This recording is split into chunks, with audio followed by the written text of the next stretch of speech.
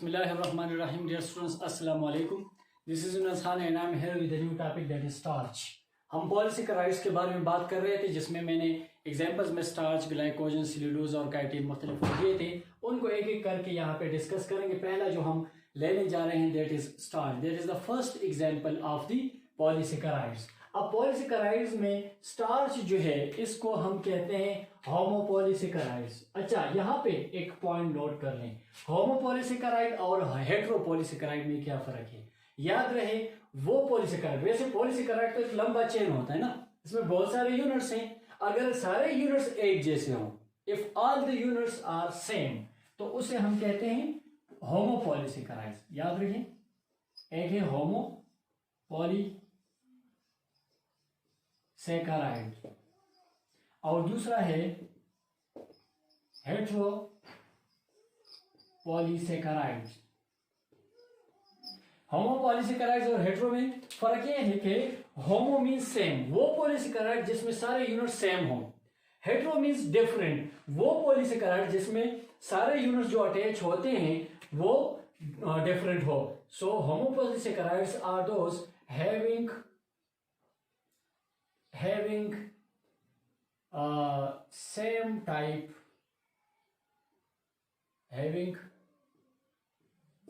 type of sugar units.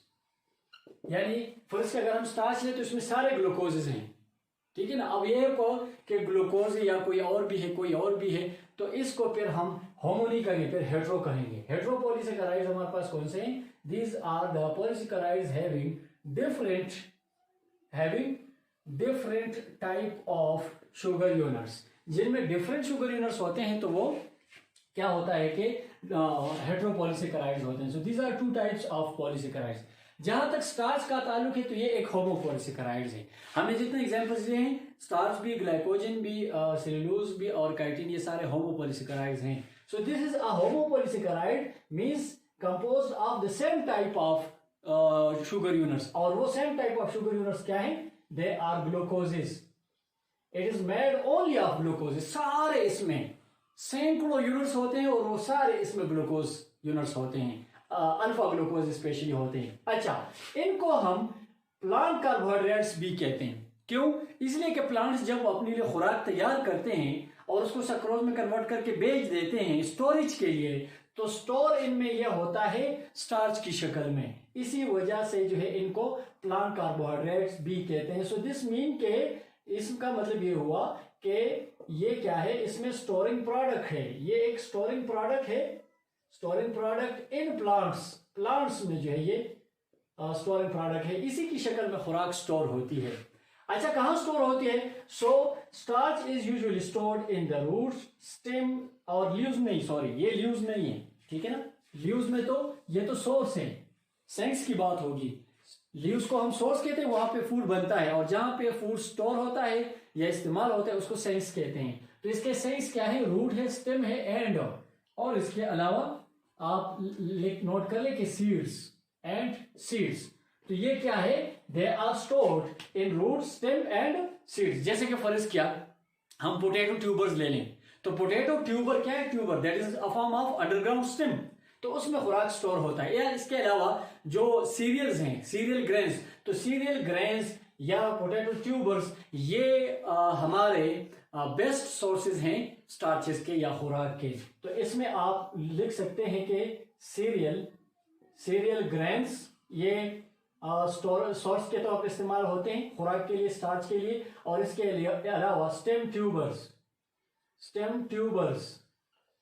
Tubers या इसके अलावा बाद में रूट्स भी ले सकते हैं। देखे ना, सीरियल ग्रेन्स ये सीड का एग्जांपल हो गया, स्टेम ट्यूबर्स ये स्टेम का एग्जांपल हो गया, और बाद में रूट्स में आप रेडिश ले लें, मूली, गाजर, ये क्या है? ये रूट के एग्जांपल है। रेडिश तो इसमें क्या है? ये मुख्तलिफ पार्ट्स हैं प्लांट के जहां पे इसी स्टार्च की शक्ल में खुराक को स्टोर किया जाता है, ग्लूकोज को स्टोर किया जाता है। ग्लूकोज बनता है वहां पे फोटोसिंथेसिस में, और बहुत सारे ग्लूकोज इसको मिला के स्टार्च बनाया जाता है और इस तरह यहाँ पे स्टोर किया जाता है। अच्छा, वैसे यही स्टार्च जब हम खाते हैं तो इसका डाइजेशन होता है। इट इज डाइजेस्टेड इन कहां पे? ओरल कैविटी में इसका डाइजेशन स्टार्ट होता है, स्टमक में इसका डाइजेशन नहीं होता, स्टमक में प्रोटीन का डाइजेशन होता है और फिर जाके स्मॉल इंटेस्टाइन में इसका डाइजेशन कंप्लीट होता है. So it is digested in oral cavity and small intestine. ये ओरल कैविटी और स्मॉल इंटेस्टाइन में डाइजेस्ट होता है और क्या होता है, as a result of digestion it yields alpha glucoses. It yields alpha glucose. मैंने यहां लिखा भी कि ये ग्लूकोजेस से बना है, ग्लूकोज यूनिट से बना है और वो ग्लूकोज स्पेशली कौन से, अल्फा ग्लूकोज. मतलब उसके कार्बन नंबर 1 पे हाइड्रोक्सिल नीचे होगा. कई दफा हमने पिछली वीडियोस में अल्फा और बीटा का नाम लेके इसको डिस्कस किया हुआ है. तो ये अल्फा ग्लूकोजेस का बना हुआ है. तो इससे डाइजेशन पे अल्फा ग्लूकोजेस बनेंगे लेकिन डायरेक्ट नहीं बनते. ये भी पॉइंट नोट कर ले. डाइजेशन पे बेसिकली होता क्या है, जब ओरल कैविटी में और स्मॉल इंटेस्टाइन में इसका डाइजेशन होता है तो यहां पे एक एंजाइम यूज होता है.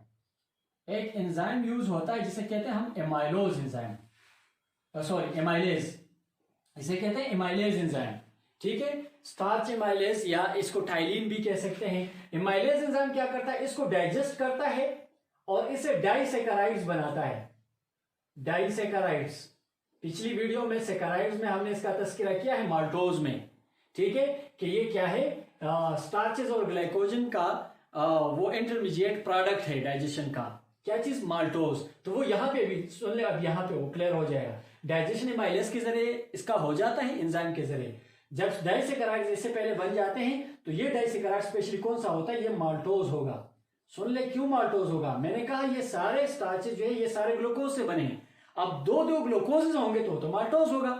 2 ग्लूकोज से माल्टोज बना होता है. तो इंटरमीडिएट प्रोडक्ट क्या बन गया, माल्टोज. अब माल्टोज के साथ क्या होगा ये देख लें. माल्टोज है आपके पास, यू हैव माल्टोज. अब माल्टोज का फर्दर जो स्मॉल इंटेस्टाइन है, स्मॉल इंटेस्टाइन में माल्टोज का अब डाइजेशन होगा. इससे 2 ग्लूकोज बनेंगे, 2 ग्लूकोज यूनिट्स, 2 ग्लूकोज यूनिट्स बन रहे हैं. और यहां पे जो एंजाइम आपके इंटेस्टाइन में यूज हो रहा है उसको कहते हैं माल्टेज. अब माल्टेज एंजाइम माल्टोज के ग्लाइकोसाइड बॉन्ड को ब्रेक करेगा, यहाँ पे हाइड्रोलाइसिस होगा और 2 ग्लूकोज यूनिट्स बनेंगे. मतलब ये हुआ कि आखिर में आपके पास स्टार्च से मुकम्मल ग्लूकोज यूनिट्स बन जाते हैं, अल्फा ग्लूकोज हाजिर हो जाते हैं और डाइजेशन कंप्लीट हो जाती है. अच्छा, ये इसके बारे में थोड़ी सी बात. अब आखिर में स्टार्च को हम पहचानेंगे कैसे, इसके लिए एक स्पेशल केमिकल टेस्ट है जिसे हम कहते हैं आयोडीन टेस्ट. आयोडीन टेस्ट में हम क्या करते हैं, आपको फर्ज किया, ये प्रैक्टिकल में भी ऐसा हो सकता है. आपको फर्ज किया क्या है, मुख्तलिफ कार्बोहाइड्रेट्स दिए गए हैं. ठीक है, वाइट फॉर्म में ये होता है. तो आप उसमें से स्टार्च कैसे पहचानेंगे, आयोडीन आप लेंगे, आयोडीन उसमें डालेंगे, आयोडीन अप्लाई करेंगे. जब आप आयोडीन अप्लाई करते हैं और आपके पास ब्लू कलर बन जाता है, आपके पास अगर ब्लू कलर बन जाता है, this mean this is starch. तो स्टार्च को पहचानने के लिए क्या है, you have to do iodine test. Iodine test के जरिए आप मालूम कर सकते हैं, अगर ब्लू कलर आ जाता है तो मतलब ये आइडेंटिफाई हो गया, दिस इज स्टार्च, ये स्टार्च है. ठीक है, तो स्टार्च को पहचानने के लिए हम आयोडीन टेस्ट करते हैं. This is about the general introduction of starch. Now further, फिर मैंने आपको कहा था कि हमारे पास इसमें जो पॉलीसेकेराइड उसमें 2 किस्म के चेन है, amylose chain and amylopectin chain. पिछली वीडियो में थोड़ा सा हमने डिस्कस किया था. ये हमारे पास, मैंने आपको कहा था, इसमें जो एमाइलोज चेन है उसको हम एमाइलोज स्टार्च भी कहते हैं. ठीक है, amylose starch is a word used for amylose chain. और मैंने आपको पिछली वीडियो में कहा था कि एमाइलोज चेन अनब्रांच्ड को कहते हैं, अनब्रांच्ड चेन को. ये अनब्रांच होता है, ये देखें इसमें कोई ब्रांच नहीं, सीधा एक लंबा चेन है. ठीक है, दूसरा एमाइलोपेक्टिन स्टार्च, इसको हम एमाइलोपेक्टिन चेन भी कहते हैं. ये एमाइलोपेक्टिन चेन को कहते हैं. एमाइलोपेक्टिन चेन बेसिकली क्या है, दैट इज ब्रांच्ड चेन. इसमें ब्रांच, ये सीधा चेन है, इसमें ये ब्रांच बन रहा है, एक ब्रांच यहां बन सकता है, एक यहां बन सकता है, इसमें ब्रांचेस बन रहे हैं. अगर ये ब्रांच बन रहा है, this mean this is amylopectin starch या एमाइलोपेक्टिन चेन. अब यहां पे अगर आप इसके पॉलीसेकेराइड के इंट्रोडक्शन वाली वीडियो आपने देखी हो तो उसमें मैंने एक लफ्ज लिखा है कि polysaccharides are insoluble in water. लेकिन फिर मैंने लिखा था कि समटाइम्स या some carbohydrates are soluble in hot water. अब यहां पे वो आपको क्लियर करा देता हूं. यहां पे ये जो एमाइलोज स्टार्च है ना, ये सिंपल लॉन्ग चेन है. Amylose starch, this is a simple long chain and this amylose starch is insoluble in water but soluble in hot water. Cold water में इनसॉल्युबल है लेकिन it is soluble in hot water. Hot water में ये soluble है, ठीक है। लेकिन जहां तक एमाइलोपेक्टिन ये थोड़ा सा ज्यादा कम्प्लेक्स है, इसमें यहाँ कार्बन नंबर 6 वाला जो OH है वो भी इंगेज हो गया, नॉन पोलैरिटी और बढ़ जाती है, तो इसी वजह से ये इनसॉल्युबल होता है even in cold water, sorry even in hot water. Cold में तो वैसे भी ये इनसॉल्युबल होता है, तो इसके साथ आप लिख लें कि it is insoluble even in hot water, even hot water में भी ये इनसॉल्युबल है, इवन हॉट वाटर में भी ये इनसॉल्युबल है। तो यहां भी एक बहुत इंपॉर्टेंट ऑब्जेक्टिव बन रहा है कि क्या है कि the amylose chains of the polysaccharides are insoluble in cold water but soluble in hot water, while the amylopectin chains of the polysaccharides या branch chains of the polysaccharides they are insoluble in cold water as well as in hot water, दोनों में ये insoluble होंगे। अच्छा, अब सुने, फिर मैं बताना चाहता हूं, ये आपके पास क्या है, एमाइलोज चेन है, ये एमाइलोपेक्टिन है, इसमें ब्रांच भी बन रहा है, इसमें ब्रांच भी बन रहा है, तो amylopectin is branched, this is unbranched. अब यहाँ पे अगर आप देख लें तो इनमें सारे जो हैं, ये देखो ना, ये अल्फा ग्लूकोज है, ये कार्बन नंबर 1 2 3 4 5 एंड 6, ये 4 बन रहा है, ये कार्बन नंबर 1 2 3 4 5 एंड 6, ये कार्बन नंबर 1 2, इस तरह अगर आप देख लें तो हर ग्लाइकोसाइडिक बॉन्ड जो है वो 1 और 4 के दरमियान है, हर एक ग्लाइकोसाइडिक बॉन्ड 1 और 4 के दरमियान है, तो ग्लाइकोसाइडिक बॉन्ड 1-4 लिंकेज की शक्ल में है, और वो भी कौन सा, अल्फा ग्लूकोजेज हैं।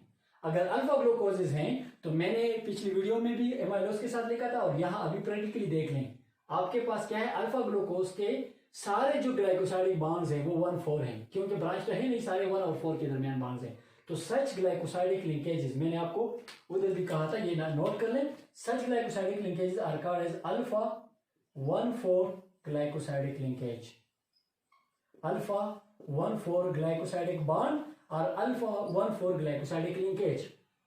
तो एमाइलोज स्टार्च में सारे अल्फा 1-4 होंगे, कार्बन नंबर 1 और 4 के दरमियान। लेकिन अगर आप एमाइलोपेक्टिन को देखें तो एमाइलोपेक्टिन में एक तो ये ब्रांच बन रहा है, अनब्रांच लंबा चेन बन रहा है, इसमें देखना 1 2 3 4 5 एंड 6, इस तरह 1 2 3 4 5 एंड 6, इस तरह फिर ये 1 2।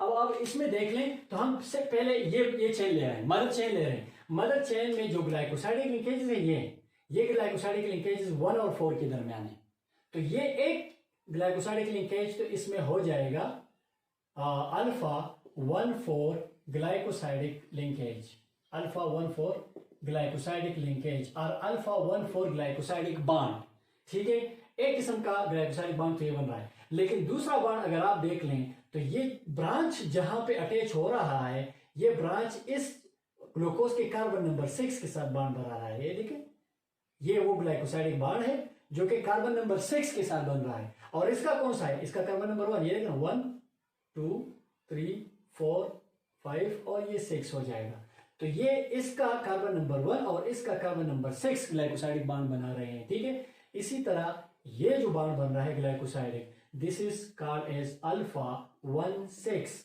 ग्लाइकोसाइडिक बॉन्ड और ग्लाइकोसाइडिक लिंकेज।